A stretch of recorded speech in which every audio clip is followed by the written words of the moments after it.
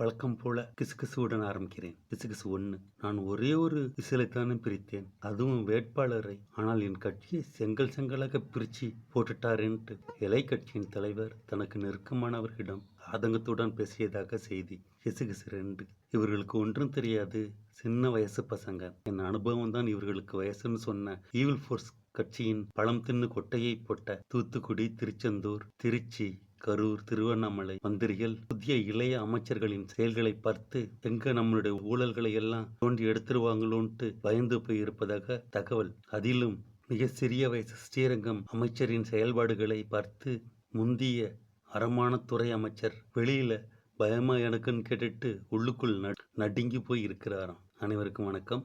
நம்முடைய இந்த சேனலின் பதிவுகள் பெரும்பாலும் 3 நிமிடத்திற்கு மேல்தான் இருக்கும். வியூவர்ஸ் பெரும்பாலும் ஷார்ட்ஸுக்கு தான் ஆதரவு தருவதால் 3 நிமிடத்திற்கு எடிட் செய்து போடும்போது சில நல்ல விஷயங்கள் எடிட்டில் போய்விடுகிறது. அதை மீண்டும் போடும்போது அது மிக பழைய செய்தியாகி விடுகிறது. ஏனெனில் சிறிய சேனலாகிய நமக்கு 6 நாட்களுக்கு ஒரு முறை தான் வீடியோவோ ஷார்ட்ஸோ போட அலோவ் பண்ணுகிறது. எனவே ஷார்ட்ஸுக்கு மட்டுமல்லாது வீடியோவுக்கும் ஆதரவு தருமாறு கேட்டுக்கொள்கிறேன். வாங்க பதிவுக்குள்ள போகலாம்.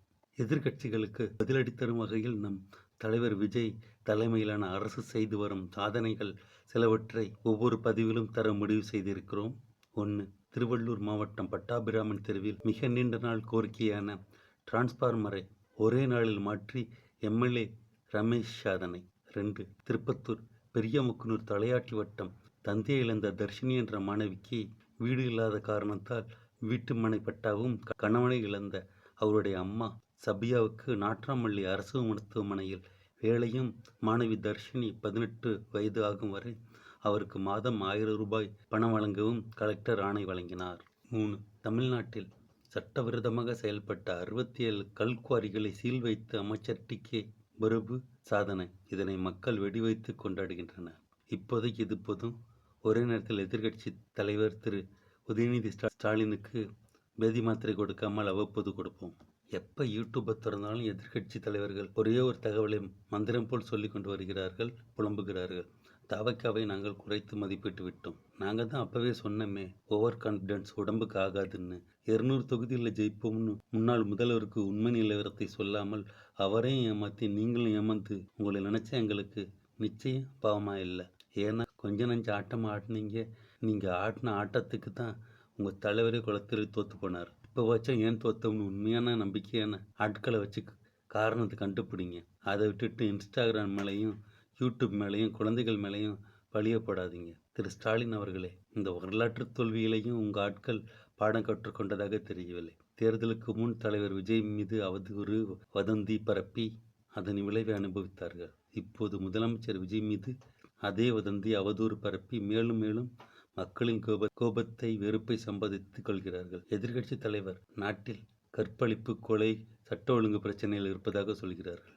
75 வருஷ 20 திராவிட கட்சிகளும் தமிழ்நாட்டை கொலைகள், கொள்ளைகள், கற்பழிப்புகளை கட்டவிழ்த்து விட்டு அதை தடுக்க எந்த நடவடிக்கையும் எடுக்காம ஆட்சிக்கு வந்து 19 நாளே ஆன ஒரு கட்சியின் மீது பழியை தூக்கி போட்டு தப்பிச்சுக்கலாம்னு பார்க்குறீங்க. மக்கள் முன்பு போல இல்லை. அரசியலை மிகவும் கூர்ந்து நோக்குகிறார்கள். இவர்களை இன்னும் முட்டாள்னே நினைச்சிக்கிட்டு இருக்கீங்க. இது நீங்க வச்சுட்டு போன மிச்சம். இந்த குப்பைகளை சரி செய்ய சில மாதங்களாவது ஆகும்ட்டு மக்களே சொல்றாங்க. ஆகவே மாப்பு உங்களுக்கு இனிமேல் தான் ஆப்பு, இன்னும் ஆப்பு. ஒரு நல்லது சொல்றேன், கேட்க மனமா இருந்தா கேட்டுங்க. இந்த நக்கீரன் கோபால், அண்டா, சில மூத்த பத்திரிகையாளர்கள் என்ற போர்வையில் கூலி மாரடிக்கிறவர்களையும் சில மெயின் ஸ்ட்ரீம் ஊடகங்கள், சில யூடியூப் சேனல்களை விலக்கி வைத்து விடுங்கள். அவர்கள் சாகவசமே வேணாம். உங்க தோல்விக்கு மிக முக்கியமான காரணகர்த்தாவே அவர்கள் தான். இன்னும் ஆட்சியில் நிர்வாக கட்டமைப்பே முடியல. அதுக்கு பிறகுதான் கிளீனிங் ஒர்க்கு தொடங்கணும். அமைச்சர்கள் எல்லோரும் புதியவர்கள், அவர்களுக்கு ஒன்றும் தெரியாதுன்னு பழம் தின்னு கொட்டையை போட்ட மூத்த அமைச்சர்கள் சொன்னார்கள். ஆனால் அந்த புதியவர்கள் இளையவர்கள் இறங்கி அடிக்கிறத பார்த்து மூத்த அமைச்சர்கள் கதிகலங்கி போயிருக்கிறார்கள்.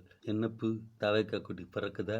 பறக்கும்ல, பறக்கும், மேலே மேலே பறக்கும். திரு ஸ்டாலின் அவர்களே, அடுத்தடுத்த தேர்தலில் இன்னும் கேவலமாக பறக்காமல் இருக்க இலவசமா ஒரு ஐடியா சொல்றேன், கேட்க மனம் இருந்தா கேட்டுங்க. கூட இருந்து சொம்படிக்கிறவங்க, கூலிக்கு மாரடிக்கிறவங்க சேனலெல்லாம் விட்டுட்டு நீங்க யாரை பார்த்து தற்கொலைன்னு சொன்னீங்களோ அதே தாவைக்கா தொண்டர்களாகிய விர்ச்சுவல் வாரியர்ஸ் ஆகிய எங்கள் இன்ஸ்டாகிராமையும் யூடியூப் சேனலையும் பார்த்து ஆட்சி எப்படி புரியணும்னு தெரிஞ்சுங்க.